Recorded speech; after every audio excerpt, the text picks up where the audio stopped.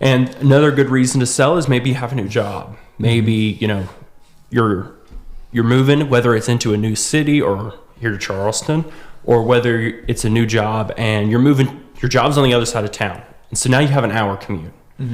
Maybe it's a good time to go, okay, let's move a little closer to work so I'm not spending $100 or $200 in gas every month.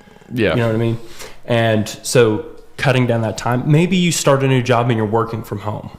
That's a big one. People want home offices. People want spare bedrooms to turn into home offices. And so if you can sell your current home that doesn't fit your needs, it's a little too far away from work, or you're limited on the number of bedrooms you have, and you can go into something and be like, all right, I have a home office now. I'm 20 minutes closer to work. That can cut a lot of wasted time out of your day. Yeah. That's good, man. I think that's a very good point, especially with the rise of remote work.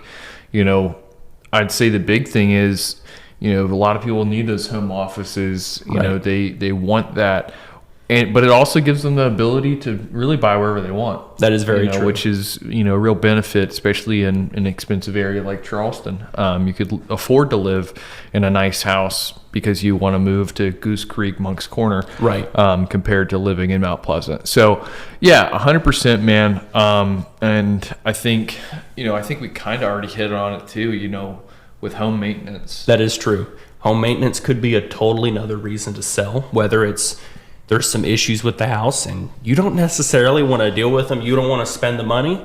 The only thing I'll say is expect to get less for your house because it has those issues. There are still people who go, my house is worth $500,000 on paper and it has all these issues and that's why I'm selling it. Why won't you take the $500,000? It's like, listen, if your house needs $100,000 in repair, it's worth $400,000. Yeah. Or less. Exactly. I think it's some people will do that, and I think that's really cutting your legs off out from under yourself. And that's when you would do something, even in that scenario, I would say if it's that drastic of that need of improvement, do something with the equity you have to get the stuff fixed. And then even if you lose some money from selling, from doing that loan, at least you got the house sold for what you wanted it to sell for. Right. That is also true. And maybe if you have those home maintenance issues and you don't have the cash for it, that's where the refinance, that's where the HELOC steps Exactly. In. Yeah. That's the point with that is you can either, if you have a lot of home maintenance issues where, it could cost you, the house sits on the market for 6 months because you have it listed way too expensive, way too much compared to comparables, or you have maintenance issues. Who's going to buy a house that's over the list price or over where the market price? The list price is over the market price, and then it needs $50,000 worth of improvements. Who wants to buy something like that if you're asking a premium price? It's a marketable thing when you're trying to sell. But I mean, it's a very valid reason to move. It is. So another thing we wanted to touch on is prepping your home for sale.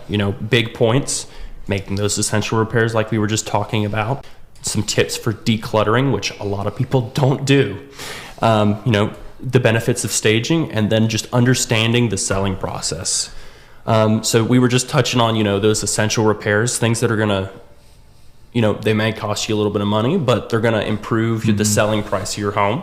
And, what I would say is do what you're comfortable with. Yep. Because if you're willing to sell it for a little bit less than market because it needs repairs, then you're technically selling it at market for what the home is. But do what you're comfortable with. The more that you repair and improve, typically the higher it's going to be. Certain things have better return on investment than others, and that's purely just because of cost. So what would you say are a couple of the essential repairs? Because I was talking to a couple other realtor friends of mine, and it could be as small as painting the front door. That's very true. It could be as small as doing a little bit of landscaping in the front yard to make the house more appealing for the curb appeal.